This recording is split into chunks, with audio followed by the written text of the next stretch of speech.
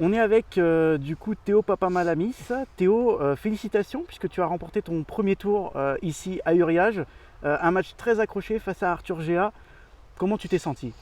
Bah, dès l'entrée, pas super bien. Après le premier set, j'ai réussi à me remettre dedans, à remplir mes objectifs de niveau de jeu.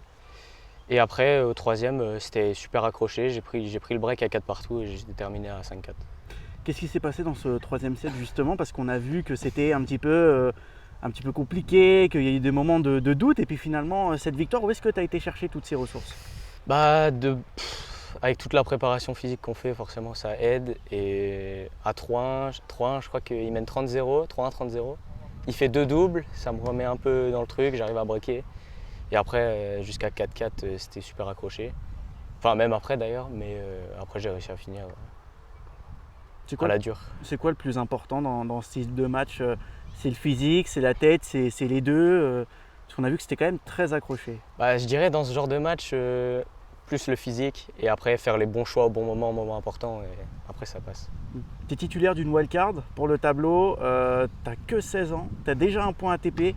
Est-ce que là, quand on regarde ta progression et tous tes résultats, tu es satisfait? Tu es dans les temps, si on peut dire.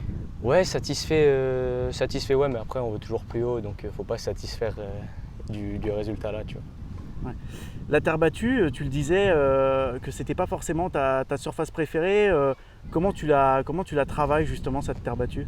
Bah ouais, pas forcément, je préfère les surfaces rapides donc après j'essaie de beaucoup m'entraîner dessus et de travailler les choses qui vont pas, par exemple le fond de jeu, les balles un peu plus arrondies. Et voilà, j'essaie de travailler un maximum possible dessus. Et voilà.